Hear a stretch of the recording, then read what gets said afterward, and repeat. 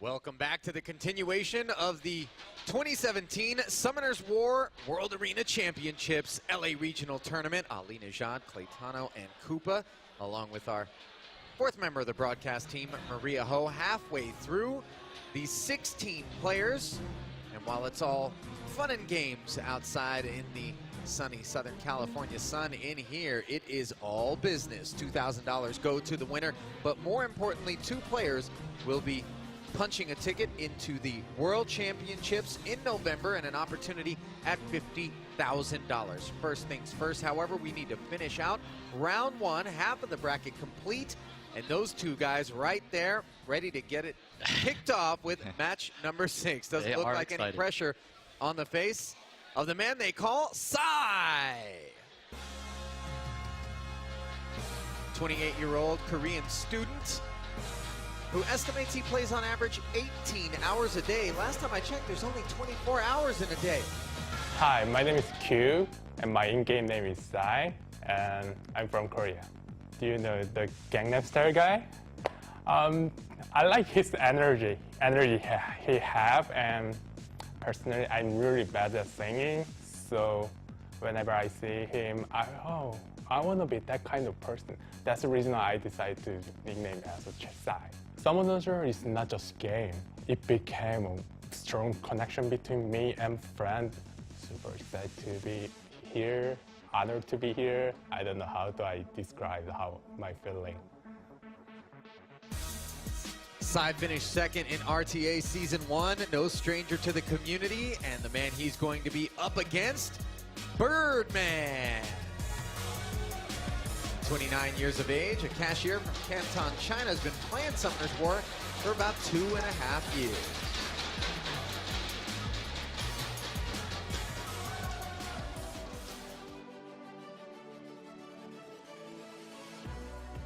Hi, I'm Jay Zheng.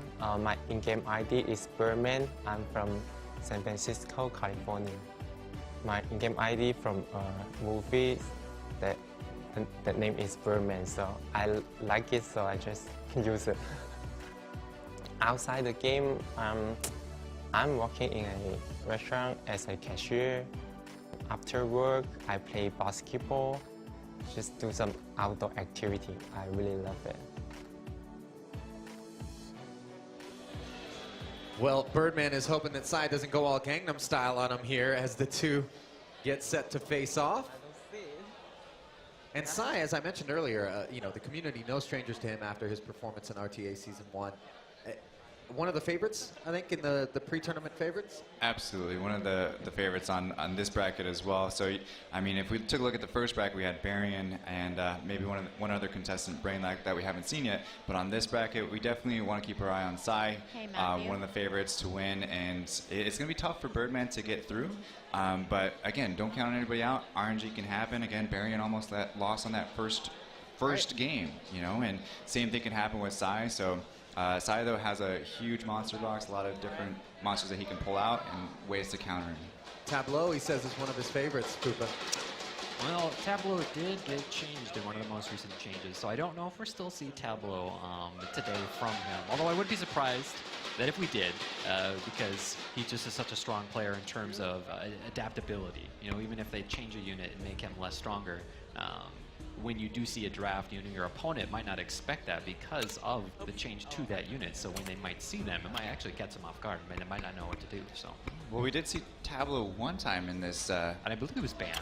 I believe it was banned. He was banned. Yeah, we didn't even get to see even with the nerf to Tableau, he was Absolutely. still banned. They did not want to deal with the speed lead, but as well as the potential of the Tableau going first. So the two standing by to get the draft underway. Either way, the winner of this game, they're going to have a tough match next. They got to go up against Mr. Minnesota. I feel like you're a little bit biased against Bois there. Koopa's being a homer. We get it. No. In case you didn't already know, Koopa's the governor of Minnesota. He just moonlights. I did talk to Sai, though, a little bit in between the intermission here, and as big of a favorite as he said he's still a little bit nervous because anything can happen. Listen, you guys have both been in situations like this in the past, and you know the nerves can get the best of you, but Sai is And there you Formidable are, Birdman adversary. with the first pick, starting with Ciara speed lead. Sai going to answer. That's big for Birdman to get the first It pick is. here when he's kind It of at is. this disadvantage. It is. And this is where Sai, tried to because a one unit isn't enough to know like what kind of a team they're going to draft. There's a lot of different types of teams you can draft with Ciara. And here's what Sai's doing is he's taking away a lot of options that Birdman could have had with The pairings. Tiana and Bastet here. That kind of maybe limits Birdman to maybe a different composition that he may have not been ready for. When you see a draft like Ciara, there's a lot of units that go hand in hand with her, and 2 of those Sai took with his first 2 picks. Yeah, definitely a great point there, Koopa. That's a huge, huge counter pick from Sai. Just shows you the level of thinking that he's already at. 2 steps There ahead of he Birdman. is, And he Tableau. does, he's hovering over right now. He hasn't actually locked in just yet, but it looks like he's looking for a second monster and does lock in the Tableau and Ganymede. So he's potentially going to be going first turn. Also, I like taking Ganymede against a Hathor because having those 2 monsters together is really tough to deal with.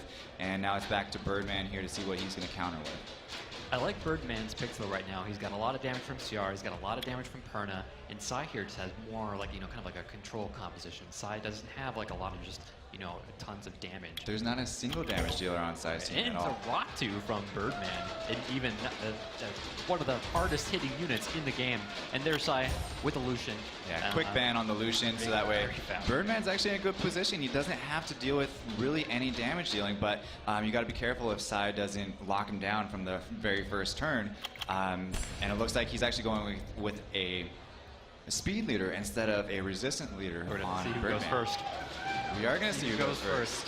The Perna ban, though, limits his ability to inflict damage. It does, it does. Perna's a huge damage dealing monster, but he still has some sort of compensation with Sierra as well, so you can still land those bombs and deal a decent amount of damage. So here we go, Sai and Birdman in game 1 of this 5th of 8 round 1 matches. Tiana on the first turn, removing the immunity. Opening it up for Bastet here to apply the defense break. And Gani gonna use the controlling cooldown to see how he chooses to use it. Looks like we're having a little bit of a lag here going on.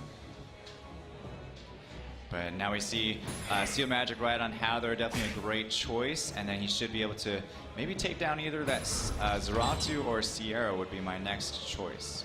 And that was a huge violent proc on the Gani being able to ventilate himself to be able to steal magic a second turn coming here in a moment. And there it Already. is, also getting control on Annabelle. And there's a connection loss issue, so we're standing The by. match is still going though. We just cannot see it, but the match is still going. Match is still going.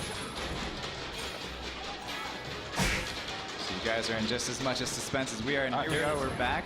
It looks like it is switched around though. Okay, so now, yes, Birdman is on the bottom, and it looks like he is defeated in the first round by Sai. Pretty dominating match for So Sai. even without direct damage dealers on Sai's team, but because he did play the Bastet AoE defense break and was able to get so many turns with his Gani with that defense break, he still did a decent amount of damage, even though he's more of a control mon. Sai was able to eliminate his opponent before he was even able to take turns with a control style unit. So here we are seeing a similar draft from Sai with the Tiana, Tableau, Bastet. So despite having the first turn and despite what looked to be a pretty solid composition heading into the match, Sai able to overcome that to take the first game.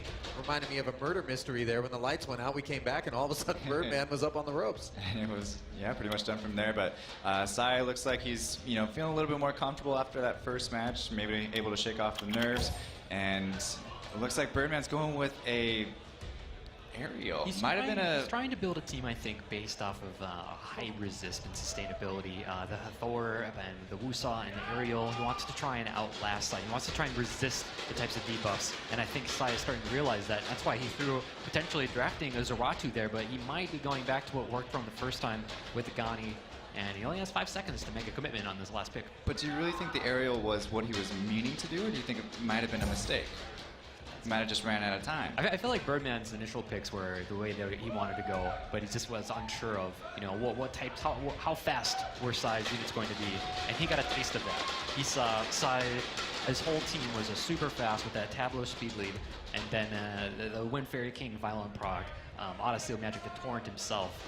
That's what really threw Birdman behind. So I would almost kind of expect Birdman to possibly ban Wind Fairy King here.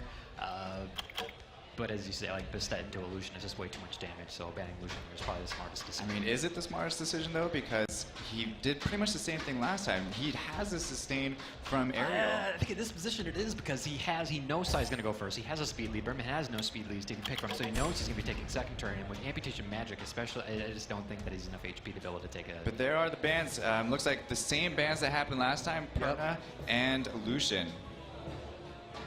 So it is game 2 in match 5. Birdman down 1-0 to Sai. I think Birdman's just really banking on his resist on his team to be able to maybe get some, ignore some of the harmful effects. Yeah, that but Sai's resistance team doesn't help too much when you have Ganymede and Tableau and Tiana But it that does don't there on really those care defense about. breaks. He only got 1 defense break on those units.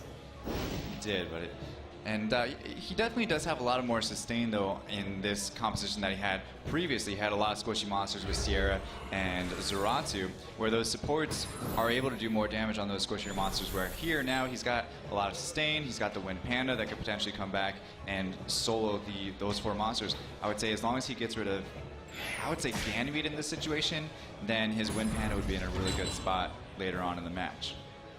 As Ganymede had Prog Bio after the last turn, able to seal magic twice. The same thing happened the first match, and this is absolutely devastating on Birdman right now. That just takes out 2 units, all of their cooldowns. So that's going to be affecting the sustain that Birdman has to be able to go toe-to-toe with Sai right now. Yeah, but even though those cooldowns are reduced, the Wind Panda doesn't really need to have, he doesn't really care about those cooldowns. He can still defense break and come back and get in there and This is true. potentially do some damage We and get rid of could one of those see a monsters. 4v1 Wind Panda Birdman attempt here.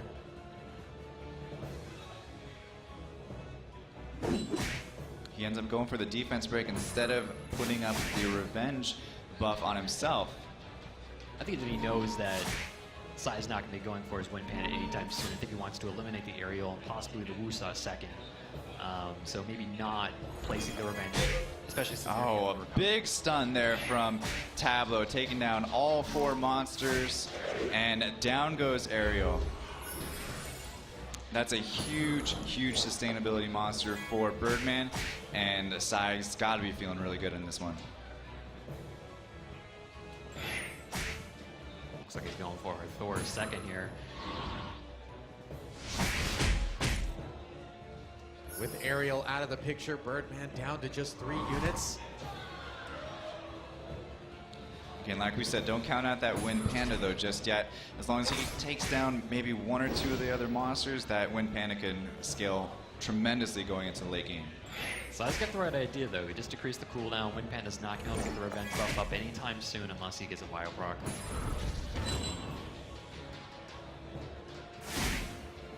He's working on that Hathor. Got the defense break. Big damage from Tiana. Takes out the Hathor. Does get a defense break on Ganymede. Is he going to go start working on the Ganymede, or is he going to switch back over to the Tableau that he was attacking previously? My guess is he will stay on the Ganymede though, especially with that defense break on him now. That Wusa though, with the heal block and all those other debuffs with the speed reduction, he's in a really bad spot there with his Wusa. Again, that resistance doesn't help too much on that Tableau 3rd skill. Especially now that Sai's whole team has the speed buff after the Tableau skill. Wusa's not going to last much longer here. And then it's Wind Panda versus the world. Wind Panda versus the world indeed, Koopa. And is it going to be enough though? Maybe no violent procs from the Wind Panda. He had the Gani reset Panda, so he wasn't able to throw up revenge or recovery. And that was like one of the main things on what makes Wind Panda so scary. If he can't get up the recovery and the revenge, it's not as scary of a unit, especially if he's not getting a violent proc. Yeah, he's not getting those violent procs. If he were to get a violent proc on that last turn, he would have been able to take out the Ganymede. Able to get the revenge up now, but Tiana, well, kind of like we saw in the first match between Archer and Plusle, just removing that that threat there 100%. No ifs, ands, or buts about it. It was really smart decision from Sai to save his Tiana until that Wind Panda finally was able to get up the recovery and the revenge. And so that's Sai taking the match 2-0. Well played from both players. Sai will advance to the quarterfinal. Certainly seemed to be what many of the experts, and by experts I mean you two, would have would have predicted going into this one. Noble effort from Birdman. What went wrong in that second one? I would say that he tried to change up his strategy. He brought a little bit more sustainability, but I'm not sure if the aerial pick was actually something that he wanted to do, or if it was he just ran out of time and it auto-picked a monster for him. I would actually like to hear his thoughts on it if it was something that he was planning on doing, but Sai, not really too many surprises with it. He was supposed to be the winner, and he definitely had a good showing and did exactly what he needed to do. And for those people that do that, they earn themselves a date Here's with my our team. Maria Ho. Maria. So you were picked as a big favorite coming into this. Is that more pressure for you? To be honest, if I lose, yeah, actually there is huge pressure for me. So yes, and that's the reason I'm so nervous and my hand is just shaking right now. Okay, well, it's hard to play in front of a live crowd. You did a great job. See you in the quarterfinal. Thank you.